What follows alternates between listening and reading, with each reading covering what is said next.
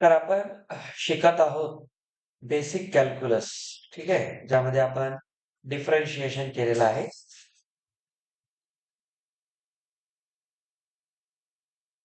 Basic calculus for physics. आणि यात आपण फाइंडिंग डेरिव्हेटिव्ह हे पाहत आहोत. आता यामध्ये आपण कालपासून पाहत आहोत की जर एखादं फंक्शन हे टीचं फंक्शन असेल, जसं समजा डिस्प्लेसमेंट टाइम ग्राफ जो आहे तो जर आपल्याला दिला x इज इक्वल टू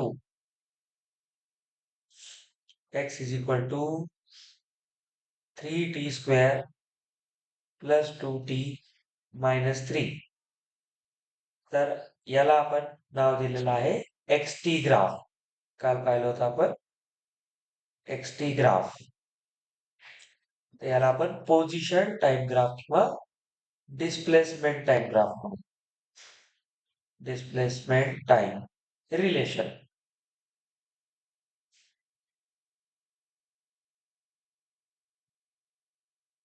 तर जर आपण पोझिशनला टाइमच्या रिस्पेक्ट मध्ये डेरिवेट केलं किंवा डिफरन्शिएट केलं तर आपण याला लिहितो dx बाय dt. म्हणजे पोझिशनला टाइमच्या रिस्पेक्ट मध्ये डिफरन्शिएट करणे म्हणजे त्याचा स्लोप काढणे. हा ग्राफ कोण आहे? पॅराबोला आहे. स्क्वेअर आहे की नाही. डिग्री 2 म्हणजे पॅराबोला आहे. आपल्याला पाहिलं होतं 3 टू द 6 टी.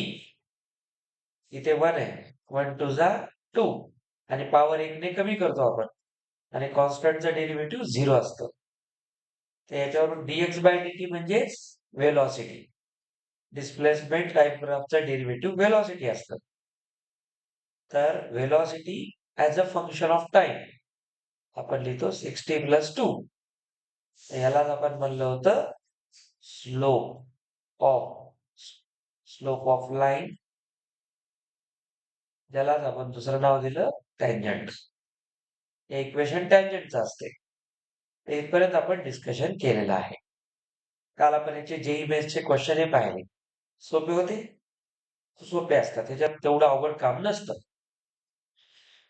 आता आपण याच्या बेसवर ग्राफचं मिनिंग समजून घेऊ. आता ऍक्च्युअल ग्राफ शिकू. ठीक आहे. आता बेसिक तर आलं. ह्याच्यानंतर आपण इंटिग्रेशन पाहू, बेसिक इंटिग्रेशन, आणि मग लगेच इंटिग्रेशनचे ग्राफ पाहू. तर डिफरन्शिएशन इन शॉर्ट तर तुम्हाला समजलं. काय काम आहे डिफरन्शिएशनचं? To find the slope of a line. आणि स्लोप ऍट द पॉइंट असतो आणि तो आपण इन्स्टंटेनियस व्हेलॉसिटी काढण्यासाठी करतो ऍट अ पर्टिक्युलर इन्स्टंट. आता आपण ऍक्च्युली या सगळ्या स्टोरीला मागच्या 2-3 दिवसापासून आपण डिस्कस केलं. डिफरन्शिएट कसं करतात आणि त्यातही पॉलिनॉमियल फंक्शनचं डिफरन्शिएशन. पुढे चालून आपण ज्यावेळेस 2D मोशन शिकू या चॅप्टरमध्ये, पुढच्या चॅप्टरमध्ये, त्यात आपण शिकणार प्रोजेक्टाईल मोशन. तो या चॅप्टरचा म्हणजे फिजिक्सचा 11वीच्या फिजिक्सचा सगळ्यात मेन टॉपिक आहे. कारण त्यावर एक क्वेश्चन कॉम्पिटिशन मध्ये फिक्स असतो. तर तिथे तुम्ही साईन कॉसवर जास्त भर द्या, म्हणजे तिथे थोडंसं ट्रिग्नोमेट्री जास्त राहील. आता आपण पाहणार आहोत डिस्प्लेसमेंट टाइम ग्राफ. आता ऍक्च्युली ग्राफला समजून घेऊ, त्याचं काय काय काम असतं. ठीक आहे. तर नावावरून कळतं की डिस्प्लेसमेंट टाइम ग्राफ करतं काय. ठीक आहे. तर याचं पहिलं काम काय? इट गिव्स अस, ठीक आहे, it gives us instantaneous value of displacement, instantaneous value of displacement at any instant. याच्यावर आता आपण बोललोय की एखाद्या पर्टिक्युलर इन्स्टंटला एखादा ऑब्जेक्ट कुठे असतो हे सांगायचं काम कोण करतो? हा ग्राफ. आणि याच्यात एक गोष्ट लक्षात घ्या, या ग्राफला आपण एक्सटी ग्राफ किंवा एसटी ग्राफ म्हणतो. तर एक्स म्हणजे पोझिशन आणि एस म्हणजे डिस्प्लेसमेंट. अर्थ एकच आहे. चेंज इन पोझिशन डिस्प्लेसमेंट असतं. आता ही पोझिशन टाइमच्या रिस्पेक्ट मध्ये कशी बदलते हे आपण पाहतो. म्हणून याचं नाव आहे याच्यात. आता मेन एक्स कशावर डिपेंड आहे? टाइमवर. तर या केसमध्ये आपण म्हणतो बघा, इन एसटी ग्राफ और एक्सटी ग्राफ एस जो असतो इज डिपेंडंट व्हेरिएबल. हा डिपेंडंट व्हेरिएबल आहे. म्हणजे हा डिपेंड आहे, हा चेंज होतो, पण कोणाच्या रिस्पेक्ट मध्ये? टाइमच्या. ठीक आहे. Where time is independent variable.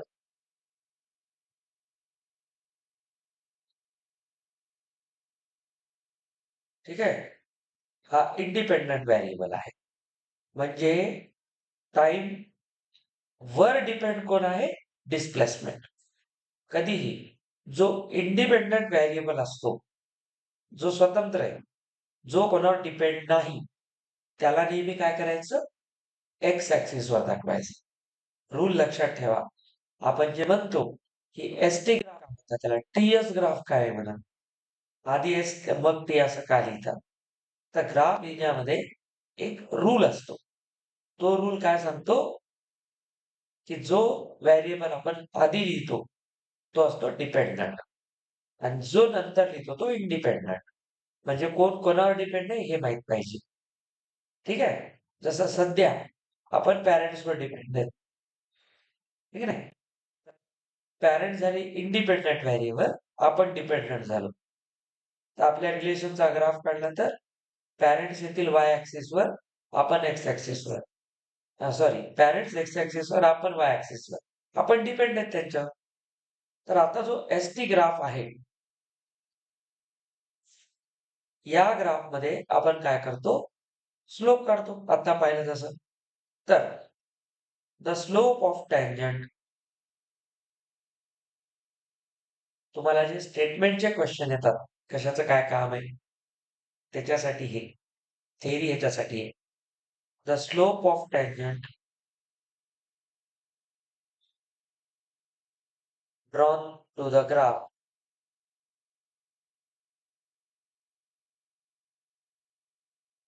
to the graph to ST graph gives the value of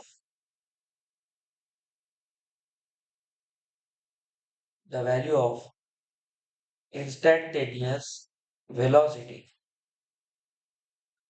at that point of time. ठीक आहे. तर त्या त्या टाइमला, आता आपण हे सगळं पाहिलेलं आहे.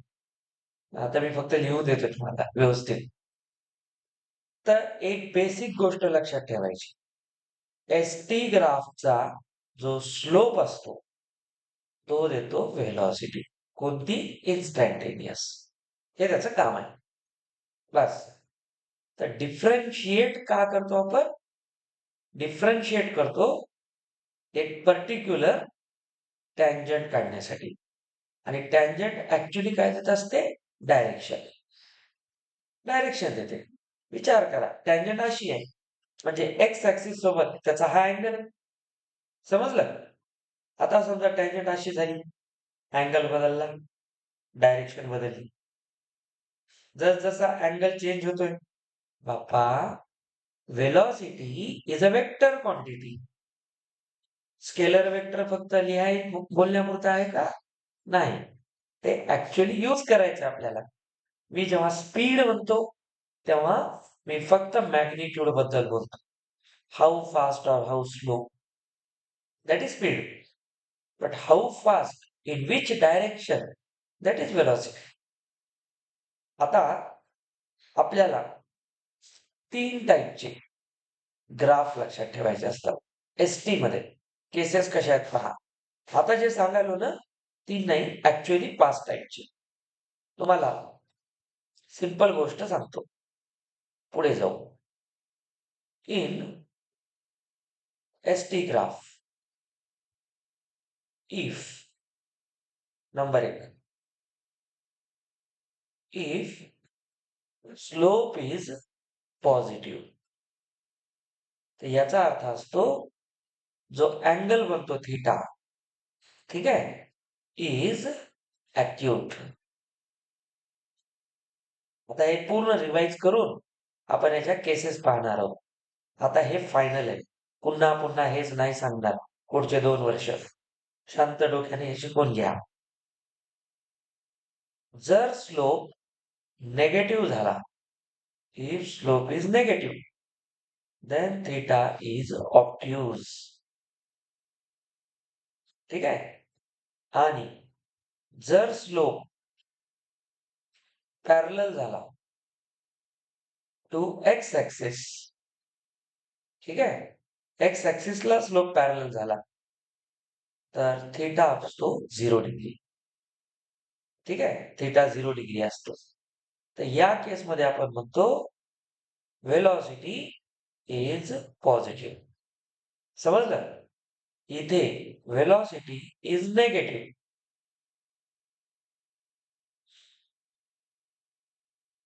व्हेलॉसिटी इज नेगेटिव्ह आणि या केसमध्ये म्हणतो आपण velocity is 0.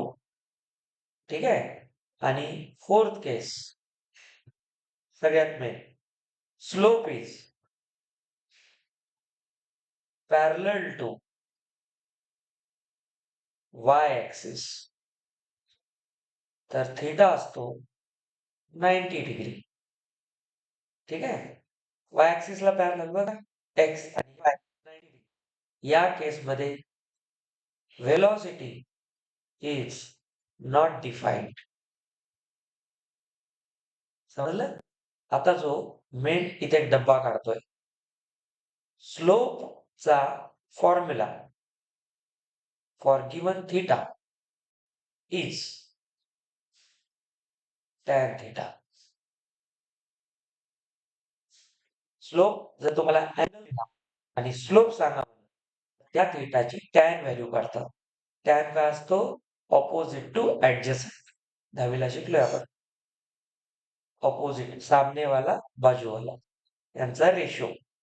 Right angle triangle मध्ये अँगलच्या Y axis opposite, X axis adjacent. Unit circle शिकवला होता मागे. त्यात काय सांगितलं होतं? एक्स कोऑर्डिनेट कोण असतो? Cos theta. Y coordinate sine theta. तुम्हाला नाही, तुम्हाला नाही, 10वीला सांगितलं होतं. तुम्हाला सांगेल आता. तर हा टॅन थीटा असतो. लक्षात घ्या, स्लोपच्या बाबतीत slope with respect to theta. ठीक आहे. तर स्लोप आपण दाखवतो लेटर एम ने, स्मॉल एम ने दाखवतात आणि ही व्हॅल्यू इक्वल असते टॅन थीटाला. ठीक आहे. आता मी तुम्हाला सम स्टँडर्ड स्लोप्स सांगणार जे तुम्हाला हेल्प करतील एक्झाम मध्ये. स्टँडर्ड स्लोप म्हणजे काय? स्टँडर्ड अँगल आहे ते. आणि जेव्हा आपण ट्रिग्नोमेट्री शिकू त्यावेळेस आपण अलाइड अँगल शिकू. तिथे आपण निगेटिव्ह अँगलला डिफाईन करू, निगेटिव्ह अँगलला. आणि तो खेळ वेगळा असतो. क्वाड्रंट चेंज होत गेले तर थीटा चेंज होतो आणि मग तिथून साइन कॉस टॅन कॉट सिक कोसिकचे रेशो पण चेंज होतात. ऐका, आज मी जे लिहून द्यायलो हे पाठ करायचे. टॅन 0 0 असतो स्टँडर्ड अँगल. टॅन 30 1/√3 हे मी 10वीला लिहून दिलं होतं. Tan 45 1. Tan 60 √3. Tan 90 not defined किंवा इन्फिनिटी. ठीक आहे, पॉझिटिव्ह इन्फिनिटी. हे स्टँडर्ड अँगल आहे. पुढचा point, if theta is not standard, म्हणजे ज्याची व्हॅल्यू डायरेक्ट नाही सांगता येत, या डायरेक्ट सांगता येतात. तसे काही अँगल आहेत. आता मी जर तुम्हाला म्हणलं टॅन 2 डिग्री, आता ते डोक्याला तापच आहे. जसं लॉग साठी लॉग टेबल वापरतो आपण लॉगची व्हॅल्यू काढायला, तसं आपण ट्रिग्नोमेट्रीमध्ये जे अँगल स्टँडर्ड नाहीत किंवा ज्याच्या रेग्युलर व्हॅल्यूज माहित नाहीत, हे जे लिहिलेत ना, हे स्टँडर्ड अँगल आहे. आणि हे बघा 0 to 90 म्हणजे फर्स्ट क्वाड्रंट. फर्स्ट क्वाड्रंटचे अँगल आहेत फक्त. स्टँडर्ड अँगल अजून कुठं असतात हे पण लक्षात ठेवा. सगळ्या क्वाड्रंटमध्ये असतात. आपण सध्या फर्स्ट क्वाड्रंट पाहतोय. फिजिक्समध्ये बेसिकली एवढेच कामाला येतात. पण थीटा जर कधी कधी काही जेईई मेन्सच्या क्वेश्चनमध्ये थीटा तुम्हाला स्टँडर्ड देत नाहीत. एक्झाम्पल जर तुम्हाला कोणी म्हणलं टॅन थीटाची व्हॅल्यू जर 2 असेल, बघा यापैकी कोणीच नाही. आता 2 तर कुठल्या स्टँडर्ड अँगलची व्हॅल्यू नाहीये. सर मग अशा केसमध्ये थीटाला काय लिहितात? तुम्हाला अँगल विचारतात परीक्षेत, तुमचा आन्सर काय येते? 2 येते. आणि मग तुम्हाला विचारतात त्याचा अँगल किती असेल, तर थीटा विचारतात. तर या केसमध्ये फक्त टॅनला इकडे घेऊन यायचं, तो होतो इनव्हर्स आणि 2 लिहायचं. टॅन थीटा 2 असेल, थीटा काय असेल? Tan inverse 2. ठीक आहे, चला सांगा. Tan theta is 7, then theta is tan inverse 7. समजलं? तर हे सर मग ह्याची काय व्हॅल्यू असते की नाही? नक्की असते, पण ती डायरेक्ट नाही सांगता येत. For that we have to use trigonometric tables, जसे लॉग टेबल्स असतात. लॉग काढता येणं हा कॉन्सेप्ट आता तुमच्या सिलेबसमध्ये नाहीये. लॉग काढायचं, लॉगच्या व्हॅल्यू तुम्हाला दिल्या जातात. स्टँडर्ड लॉग पाठ करायची. जसं मी तुम्हाला लॉग ई इज 1 हे आपण पाहिलं होतं. लॉग 1 इज 0 हे जे आपण पाहिले होते ते स्टँडर्ड आहे. बाकीसाठी लॉग आणि अँटी लॉग काढणं, याचा आपण सिद्धी त्याच्या बॅचच्या वेळेस एक टॉपिक शिकवला होता. त्याचा व्हिडिओ आहे, मी शेअर करतो तुमच्यासोबत. जे ते आपल्या प्लेलिस्टमध्ये आहे, मी लावून ठेवलाय. तो तुम्ही सध्या एकदा पाहून घ्या, एकदा दोनदा. सोपा आहे. लॉग टेबल कसा यूज करतात, लॉग मध्ये काय काय असतं, कॅरेक्टरिस्टिक्स काय असतं, मॅन्टिसा काय असतो, लॉग कसा काढतात, अँटी लॉग कसा काढतात, हे क्वेश्चन्स आहेत. ते आता तुमच्या बोर्डमध्ये नाही, जेईला विचारत नाही. जेई मेन्स मध्ये दोनच गोष्टी विचारतात, लॉग इक्वेशन्स, लॉग इनइक्वॅलिटीज. ते आपण दोन्ही डिटेल शिकलेलं आहे. आता आपली खूप प्रॅक्टिस झाली त्याच्यावर. त्याच्यामुळं जसं लॉगच्या काही पर्टिक्युलर व्हॅल्यू माहीत नसतात, तसं ट्रिग्नोमेट्रीच्या माहीत नसतात. तर तिथं इन्व्हर्स लिहून मोकळं व्हायचं. नाव आता आपण डिफरंट केसेस पाहू. बघा, different cases on ST graph. चला, for that we will draw x and y axis here.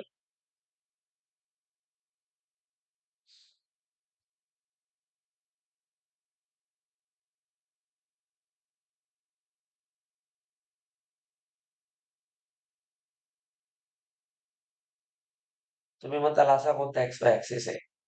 काही नाही, मी 3 ग्राफ काढायला वेगवेगळे. ते तीनदा असं काढण्यापेक्षा, कळलं, ते एका जागी दाखवायला, बाकी काही नाही. अरे तो का गेला? आता लक्षात घ्या केसेस, हा नीट बघा. आपण जर ग्राफ काढला आणि तो जर आला एक्स ऍक्सिसला पॅरलल, दिसतंय? If graph is parallel to X axis, आत्ताच लिहिलं होतं. एक्स ऍक्सिसला पॅरलल म्हणजे स्लोप 0 आहे. आता लक्षात? हा, छान. तर मी आता इथं वर लिहितो स्लोप. स्लोपला आपण म्हणतो एम. स्लोप काय आहे? 0. याचं मिनिंग असतं, जर बॉडी आहे, बॉडी ही असते ऍट रेस्ट. आता लक्षात ठेवा आजपासून. तर बॉडी रेस्टवर आहे तेव्हा स्लोप 0 आणि या केसमध्ये आपण म्हणतो व्हेलॉसिटी v पण 0 आहे. कारण स्लोप कोण आहे? टँजंट आहे. टँजंट आहे. सर मग हे कुठं येतं? असा कोणताही कर्व पुढे दिसेल तुम्हाला. असा कोणताही कर्व जिथे तुम्ही जर टँजंट काढली एखाद्या पॉइंटवर आणि ती जर टँजंट एक्स ऍक्सिसला पॅरलल आली, तर त्या ठिकाणी xt ग्राफमध्ये आपण म्हणतो व्हेलॉसिटी 0 आहे. म्हणजे तिथे ती बॉडी व्हेलॉसिटी 0 आहे. म्हणजे त्याची स्पीड 0 आहे म्हणता येईल का? नाही. का बरं? सिंपल स्टोरी लावा. स्टोरी अशी आहे की हा तुमचा xt ग्राफ आहे. ओके, हा सगळा xt ग्राफ आहे. तर बघा, या पर्टिक्युलर टाइमला ही पोझिशन होती, दुसऱ्या टाइमला तीच पोझिशन आहे. याचा अर्थ काय? पोझिशन तीच आहे, म्हणजे टाइम चेंज होत आहे पण बॉडी त्याच जागेवर आहे. पोझिशन चेंज होत नाही. बघा, वाय ऍक्सिस वर एक फिक्स पॉइंट झाला की नाही या लाईनवर. म्हणजे आपण काय केलो, एखादा फ्रेंड भेटला, आपण गाडीवर जात आहोत आणि आपण थांबलो त्याच्याशी गप्पा मारायला. आपण एकाच जागेवर थांबलोय. टाइम तर पुढे पुढे जाईल ना. टाइम पर सेकंड पुढे जात आहे, पण तुम्ही तिथंच आहे. तुमची पोझिशन नाही चेंज झाली. तर या केसमध्ये पोझिशन चेंज नाही झाली म्हणजे विचार करा, तर पोझिशनचा चेंज काय झाला? 0. आणि चेंज ऑफ पोझिशनच व्हेलॉसिटी असते. म्हणून व्हेलॉसिटी काय झाली? 0. समजलं? तर याच्यात एक गोष्ट अजून लक्षात ठेवायची, त्यालाच आपण काय म्हणतो, हे असं आहे ना. तर या केसमध्ये आपण म्हणतो की जो dx बाय dt आहे म्हणजेच व्हेलॉसिटी ही 0 आहे. समजलं? आता सेकंड केसमध्ये जर तुमचा ग्राफ या पद्धतीने आला, लाईक दिस. आता आपण काल ही केस पाहिली होती. इथला जो अँगल थीटा आहे पहा, दॅट इज अॅक्यूट. ठीक आहे, अॅक्यूट आहे. त्याचा अर्थ काय बघा, इथे इनिशियली बॉडी रेस्टवर होती. बघा, ओरिजिनवर आहे. एक्स कुठे आहे? 0 वर आहे. आणि टाइम पण कुठे आहे? 0 वर आहे. तर 0,0 म्हणजे काय? ओरिजिन. याचा अर्थ काय? जेव्हा टाइम 0 होता, बघा एक्स ऍक्सिसवर 0 आहे, तेव्हा एक्स म्हणजे पोझिशनही 0 होती. म्हणजे आपण जस्ट घरातून निघालो, आता गाडीवर बसलोय, गाडी अजून स्टार्ट नाही. याचा अर्थ काय झाला? टाइम आपण तिथून मोजायला सुरू करायलो ना. हा, 9 वाजता निघालो, तर 9 ला तुम्ही काय मानलं? 0 टाइम. आता इथून मी स्टार्ट केलं. तर ह्या केसमध्ये लॉजिक लावा, सिंपल लॉजिक लावा. इक्वेशन काय बनेल? आपल्या सगळ्यांना माहिती आहे, v is equal to you plus A T. पता है? चलो बताओ, फायनल स्पीड कशी आहे? किंवा चला ह्याच्यावर आपण नंतर बोलू, काही अडचण नाही. ठीक आहे. एक महत्वाची गोष्ट या केसमध्ये तुम्ही पहा, कालही सांगितलं होतं, स्ट्रेट लाईनवर आहे. जर मी इथला अँगल घेतला तोही थीटा, हा अँगल घेतला तोही theta, parallel lines, theta corresponding angle congruent. तर या सगळ्या केसमध्ये थीटा सेम. थीटा सेम म्हणजे tan theta same. Tan theta same म्हणजे स्लोप सेम. स्लोप सेम म्हणजे व्हेलॉसिटी युनिफॉर्म. तो स्लोप यायलाय ना. तर प्रत्येक वेळी xt ग्राफची व्हॅल्यू dx बाय dt नेहमी सेमच येणार. स्लोपच चेंज होत नाही. तर या केसमध्ये आपण काय म्हणतो बघा, या केसमध्ये आपण म्हणतो this graph is of uniform motion. गाडी स्टार्ट झाली, पण प्रत्येक टाइमला त्याचा जो स्लोप जो पोझिशन आहे ती युनिफॉर्मली चेंज होत आहे. युनिफॉर्मली याचा अर्थ 1 सेकंडला सुद्धा 10 मीटर गेलं, 2 सेकंडला 20 मीटर गेलं, 3 सेकंडला 30 मीटर गेलं. तर बघा, पर सेकंड 10 मीटरच चाललंय. म्हणजे काय झालं, युनिफॉर्मली चालू आहे. असं व्हायलंय का आधी हळू आहे मग फास्ट आहे पुन्हा मध्येच हळू आहे, असं नाही. कंटिन्युअसली सेम पद्धतीने जात आहे. म्हणून ह्याला काय म्हणायचं, युनिफॉर्म मोशन. तर जेव्हा जेव्हा ग्राफ, नीट बघा मी काय म्हणतो, जेव्हा जेव्हा ग्राफ बघा ओरिजिन मधून पास होतो आणि एक स्ट्रेट लाईन असतो, समजे पासिंग थ्रू ओरिजिन, सगळं लिहून देतो, फक्त रिवाइज करायचं. Graph passing through origin and straight line. झाले लक्षात? दोन्ही दिसलं पाहिजे. एक तर कुठून जावं, ओरिजिन मधून, आणि लाईन कशी असावी, स्ट्रेट. ठीक आहे. तर या केसमध्ये मोशन कोणता असते, युनिफॉर्म. युनिफॉर्म मोशनचा ग्राफ काय असतो असं जर कोणी विचारलं तर युनिफॉर्म मोशनचा ग्राफ नेहमी नेहमी एक स्ट्रेट लाईन असतो जी ओरिजिन मधून पास होते. जर ओरिजिन मधून पास नाही झाली तर आणि स्ट्रेट लाईन असेल तर that is also uniform motion. Uniform मोशनचं बेसच आहे स्ट्रेट लाईन. आता सांगा, स्ट्रेट लाईन म्हणजे डिग्री किती, 1. पॉलिनॉमियलची डिग्री 1. लिनियर लिनियर एफ लिहितो आपण. मी आत्ताच तुम्हाला सांगितलं एक महत्वाचं, इक्वेशन ऑफ लाईन. या केसमध्ये इक्वेशन ऑफ लाईन काय असतं हे पुढे मॅथ्स मध्ये शिकाल. कोणत्याही लाईनचं स्टँडर्ड इक्वेशन काय असते, y is equal to mx plus c. हे कोणत्याही लाईनचं स्टँडर्ड इक्वेशन आहे. तर y x, m is the slope, आणि c कोण आहे, y इंटरसेप्ट. ती लाईन y ऍक्सिसला कुठं कट करते, अरे आपण पॅराबोला काढला होता आठवा, आणि मी तुम्हाला सांगितलं होतं हे डिस्टन्स कसं काढतात, x ला 0 ठेवून. आठवते की नाही, तेच आहे हे. याला y इंटरसेप्ट म्हणलं होतं की नाही आपण असं लिहून, ते हेच आहे. सांगा इथं y इंटरसेप्ट किती आहे, 0 आहे ना.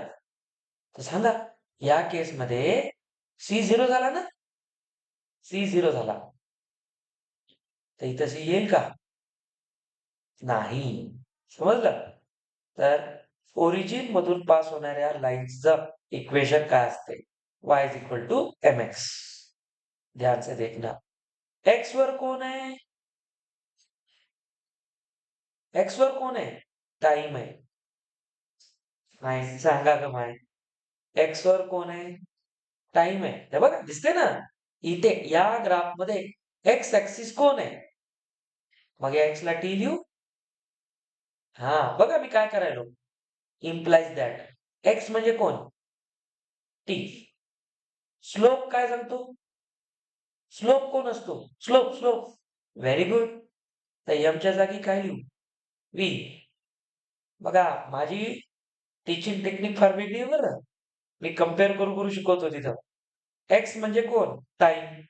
तर या फॉर्म्युल्यात एक्सच्या जागी टी लिहा. एम कोण आहे, स्लोप. एस टी ग्राफचा स्लोप काय असतो, व्ही असतो, म्हणून एमच्या जागी व्ही लिहा. वाय ऍक्सिस वर कोण आहे, एक्स. एक्स म्हणजे यस. आपण याला कन्फ्युजन नको, इथे यस लिहूया. आपण एस टी ग्राफ म्हणले ना, चला तर वाय ला काय लिहूया, एस. तर बघा युनिफॉर्म मोशनचं इक्वेशन काय असते, S is equal to V T. समजलं?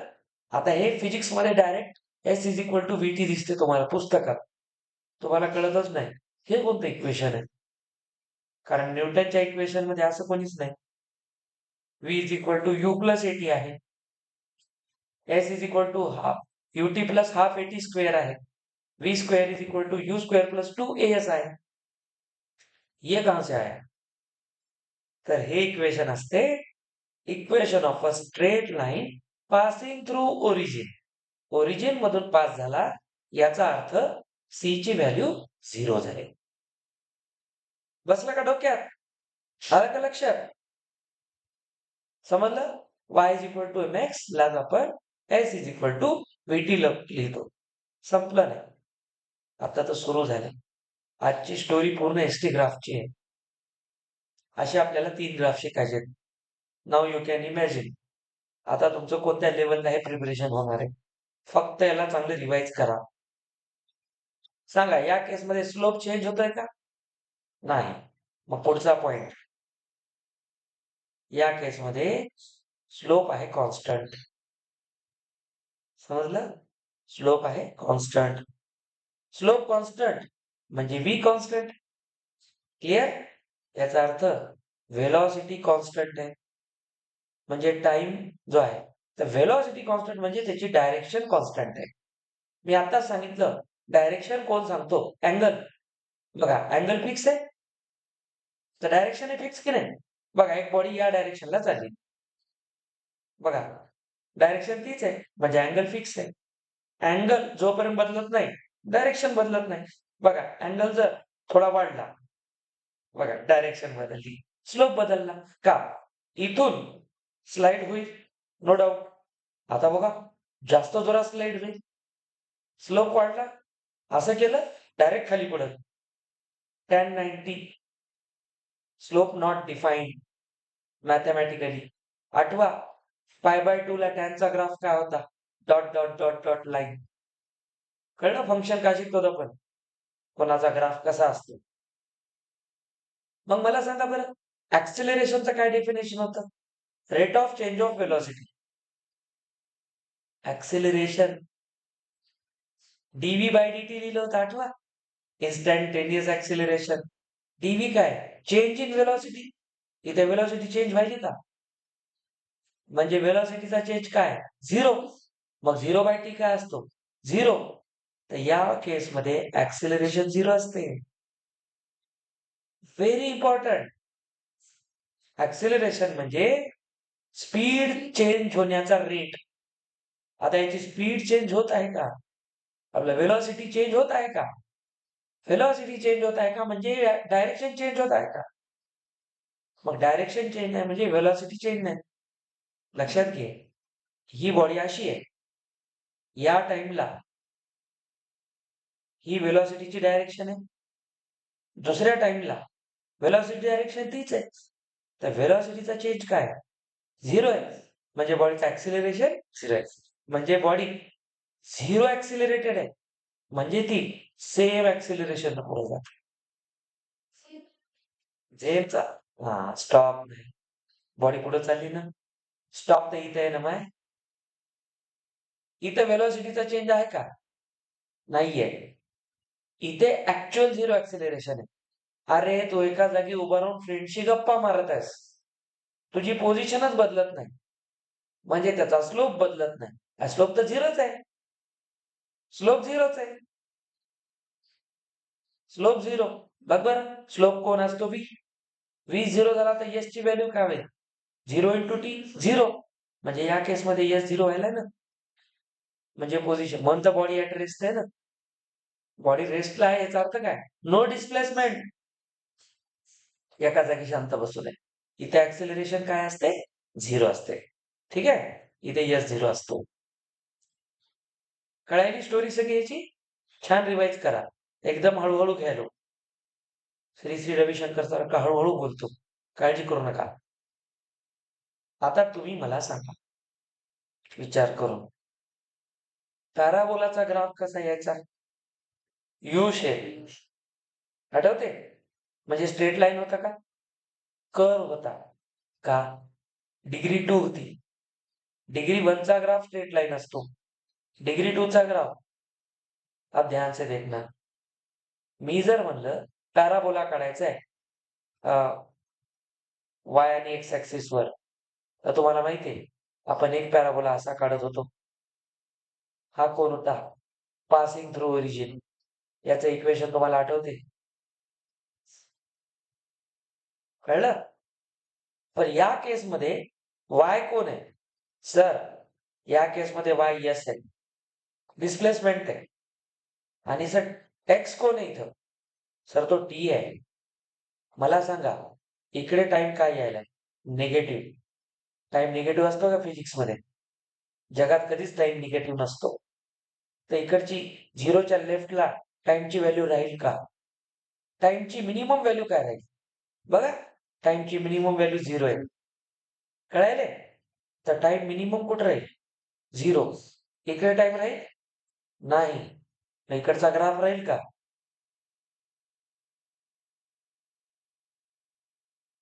कळला ग्राफ काय असतो? Half parabola. फिजिक्स आहे, नो मॅथ्स. मॅथ्स मध्ये एक्स होता तो. एक्स तर निगेटिव्ह पण राहू शकतो. इथे टाइम आहे. एक्स ऍक्सिसवर कोण आहे? टाइम आहे. Time cannot be negative. या केसमध्ये लक्षात ठेवा. आता तुम्हीच मला सांगाल, हा ग्राफ का आला कळलं? तर जेव्हा ग्राफ येईल सच पॅराबोला असा ग्राफ आला, तर इक्वेशन काय व्हायला पाहिजे? सिंपल स्टोरी आहे बेटा. सिंपल स्टोरी आहे. की कसं आलं ते कळलं तुम्हाला आता. हा पॅराबोला काय आला कळलं ना? फिजिक्स मध्ये काय तो हे कळतं. त्याचं रिझन आहे. टाइम 0 आहे. ठीक आहे? टाइम 0 आहे. आता 0वर जेव्हा टाइम 0 होता, तेव्हा इनिशियल व्हेलॉसिटी 0च होती. बॉडी जागेवर होती.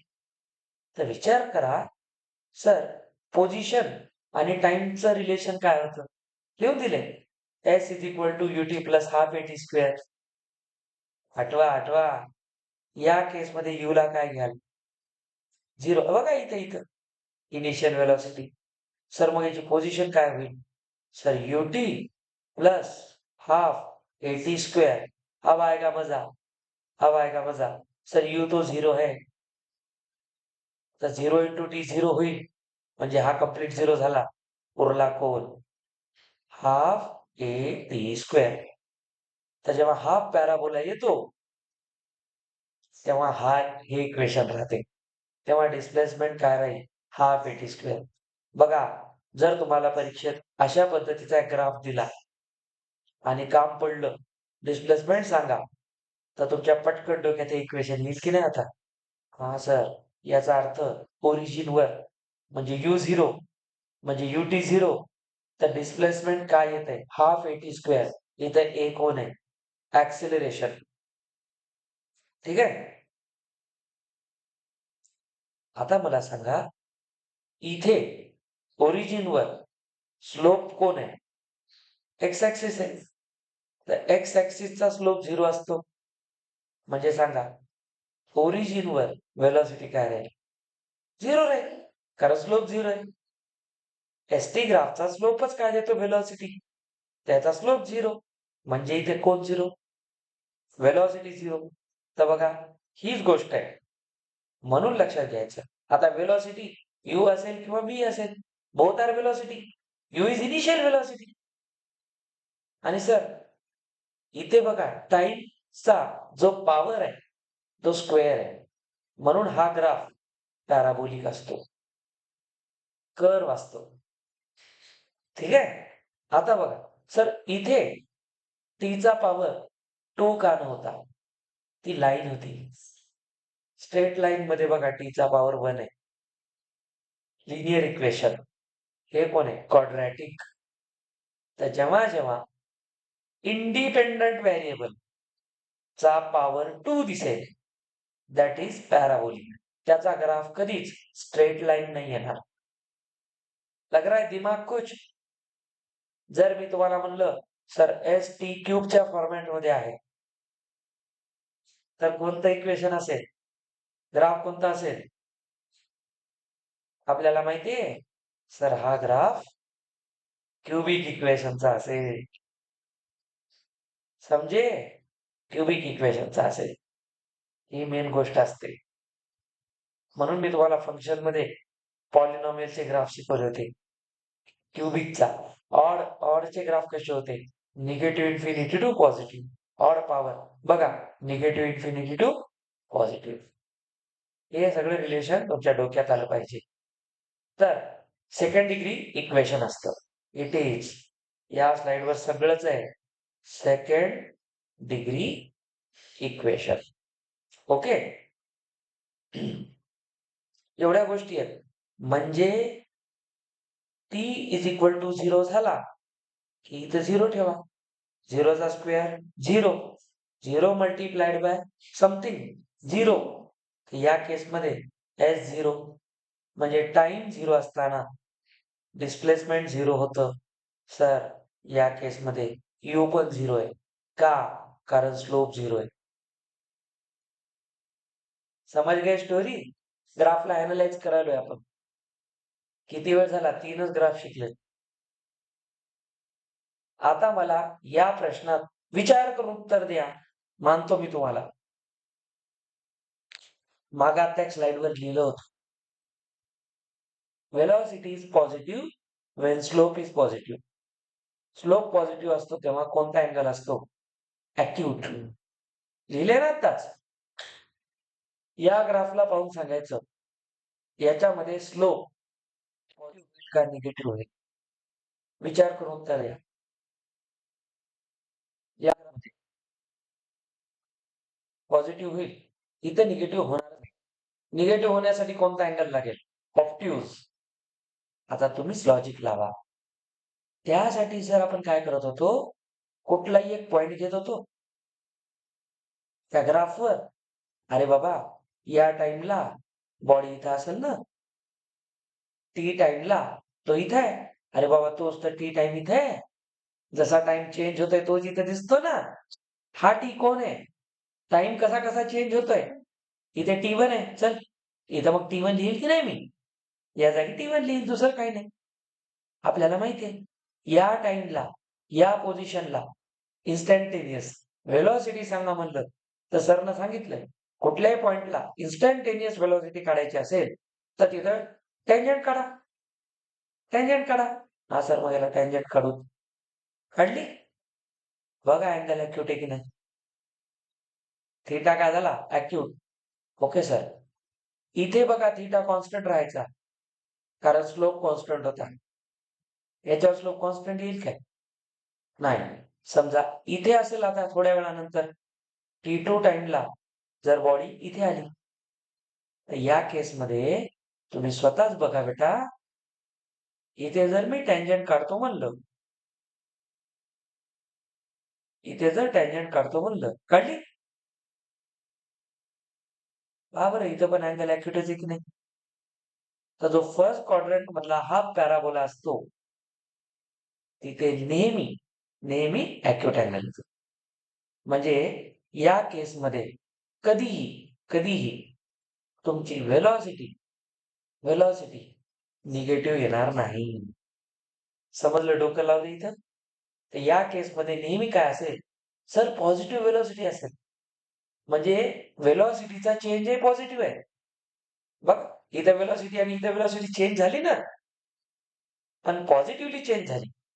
बघ, इथं व्हेलॉसिटीचा स्लोप कमी आहे दिसते, इथे स्लोप जास्त आहे. म्हणजे व्हेलॉसिटी जास्त कुठे आहे? T2 टाइमला. T2 टाइमला व्हेलॉसिटी V2 आहे. T1 टाइमला व्हेलॉसिटी V1 आहे. म्हणजे V2 positive, V1 positive, positive मोठा आहे V2 V1 पेक्षा, म्हणजे हा difference positive.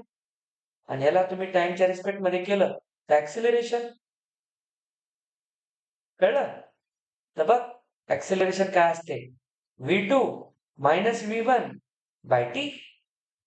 V2 positive, V1 positive, आणि बघ V2 V1 पेक्षा ग्रेटर. ही पूर्ण क्वांटिटी काय? पॉझिटिव्ह आहे. आणि ऍक्सिलरेशन पॉझिटिव्ह आहे ना. आणि पॉझिटिव्हलाच आपण, हा जेव्हा पॉझिटिव्ह आहे तेव्हा आपण म्हणतो बॉडी इज ऍक्सिलरेटिंग. स्लोप निगेटिव्ह आला म्हणजे व्हेलॉसिटी निगेटिव्ह आली. व्हेलॉसिटी निगेटिव्ह आली, ऍक्सिलरेशन निगेटिव्ह आलं. ऍक्सिलरेशन निगेटिव्ह आलं, त्याला आपण रिटार्डेशन म्हणतो. तर ग्राफ सांगते पाहून की इथे ऍक्सिलरेशन आहे का रिटार्डेशन आहे. तर जेव्हा जेव्हा व्हेलॉसिटीचा स्लोप पॉझिटिव्ह येईल त्या वेळेस ऍक्सिलरेटेड बॉडी असेल, रिटार्डेड नाही. याचा अर्थ गाडी पुढे पुढे जात आहे. स्लोप निगेटिव्ह आला तर वी आर अप्लाइंग ब्रेक्स, म्हणून गाडी ब्रेक लावल्यामुळं फ्रिक्शन काम करत आहे. तो फोर्स त्याला मागं ओढतो. त्या फोर्समुळे डिस्प्लेसमेंट आणि फोर्स वेक्टर ऑपोजिट होतात, म्हणून वर्क निगेटिव्ह होतं. हे वर्क चॅप्टर मध्ये शिकू. Work is equal to Fs cos theta. The cos theta cos 180 -1. आगे बढ़ेंगे अभी नहीं, उसके लिए और बहुत सारा वेक्टर पढ़ना है. अभी तो फिजिक्स सुरू हुआ है. आता समजून घ्या, या केसमध्ये जेव्हा जेव्हा स्लोप काय येईल, पॉझिटिव्ह येईल, तेव्हा तेव्हा तुम्ही काय म्हणाल, तेव्हा ऍक्सेलरेशन आहे, डिसेलिरेशन नाही, रिटार्डेशन नाही. सर केसेस संपल्या नाही का? नाही संपल्या, नहीं समझे. ठीक है, अब देखना, आगे बढ़ेंगे. Next part. ग्राफ आहेत, अनफॉर्च्युनेटली आहेत.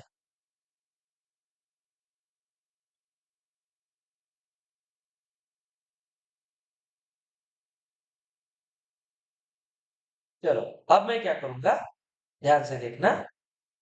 आता आता नीट पहा, इथून मी ग्राफ काढतोय. नीट पहा. आता इथून जे दोन पुढचे ग्राफ आहेत, these are very important. ST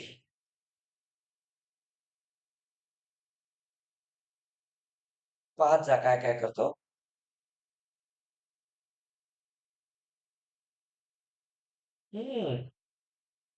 फक्त पाहत जा. इथे एक महत्वाची गोष्ट,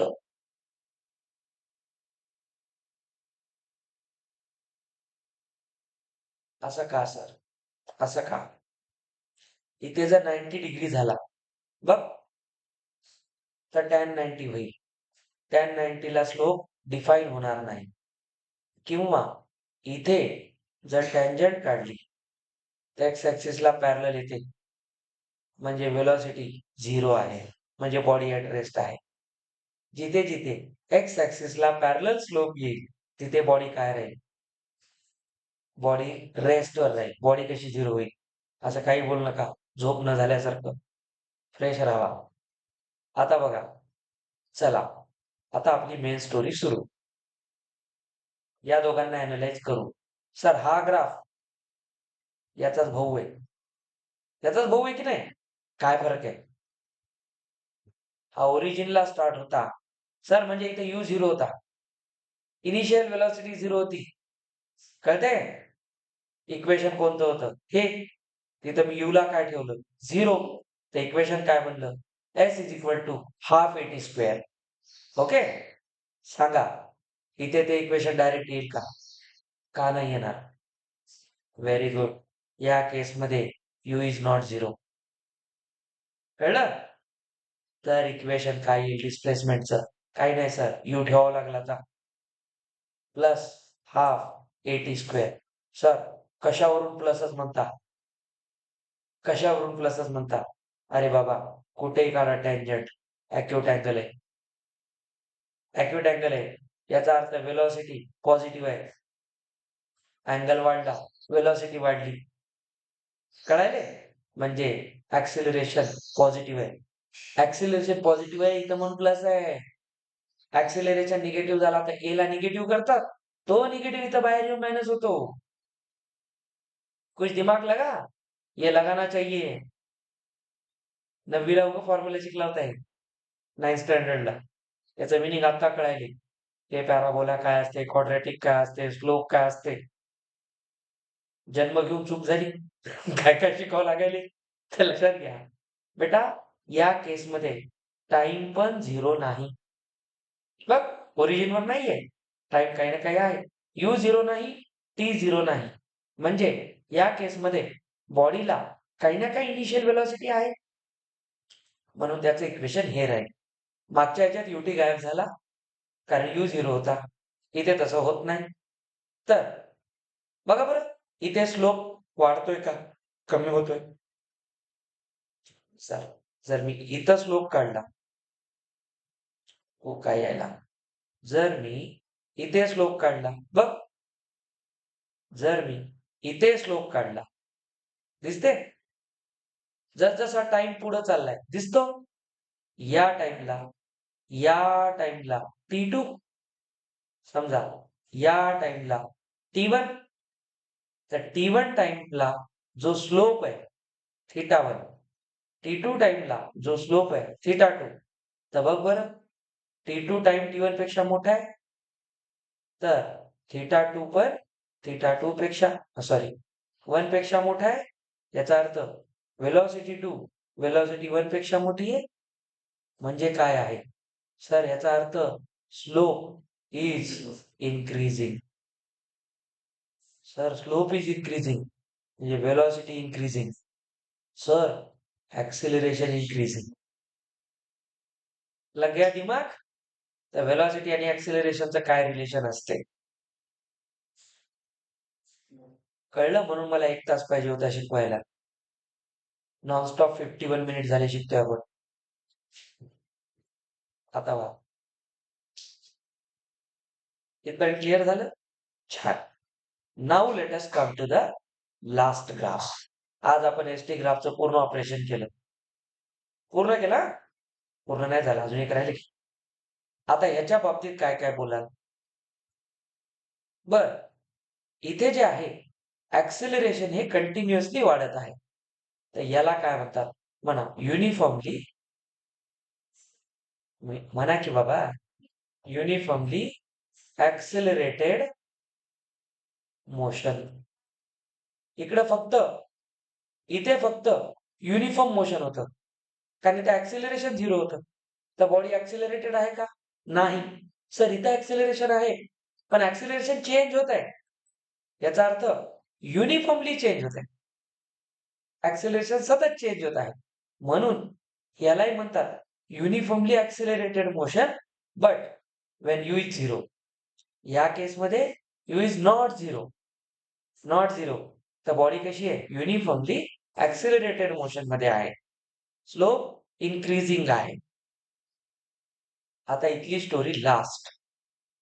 याला नीट पहा, नीट पहा. असं माना, चला एक काम करूया, छोटस त्रास देतो. त्याच्यामध्ये एक केस घेऊया. कशाला केला डोक्याला? अजून एक केस घेऊ. पुस्तकातील नाही, मी माझ्याकडून ऍड करतो. हा पॅराबोला, हा पॅराबोला. सांगा काय फरक आहे? ओरिजिन आणि नॉट ओरिजिन. इथे T0 आहे, U0 आहे, U पण 0 आहे. सर याचा अर्थ तुम्ही चेक करा, पटकन स्लोप काढा. कशाचीच वाट बघू नका स्लोप काढताना. चला इथे एक स्लोप काढतो. कळला? या पॉइंटवर एक स्लोप काढतो. कळला? नीट बघत चला, नीट बघत चला. इथला स्लोप थीटा ऑप्टिव्ह आहे का बघा. काय ऍक्यूट आहे? ऍक्यूट आहे. Very good. आता तुम्ही पहा, स्लोप आपण जर इथे काढत गेलो, तर इथे पॅराबोला कसा आहे? असा आहे का असा आहे? जेव्हा पॅराबोला असा असेल, डाउनवर्ड ओपनिंग आहे. नीट बघा, आपण जेव्हा पॅराबोला काढत होतो तेव्हा असा काढत होतो downward opening. Sir downward opening मध्ये ए निगेटिव्ह असायचा, आठवा. ax² + bx + c. A negative असायचा. तर तुम्ही जर या ग्राफला एवढं काढून टाकलं तर हाच येईल ना. हा, तर या केसमध्ये लक्षात ठेवायचं, या केसमध्ये एक सिंपल गोष्ट लक्षात ठेवायची, ती काय आहे? Theta is decreasing. कसं काय? तुम्ही बघा. इथे थीटा आणि इकडचा थीटा. बघा, हा थीटा 2, हा थीटा 1. थीटा 1 पेक्षा थीटा 2 लहान आहे की नाही? थीटा डिक्रीज झाला. कारण ग्राफ असा आहे.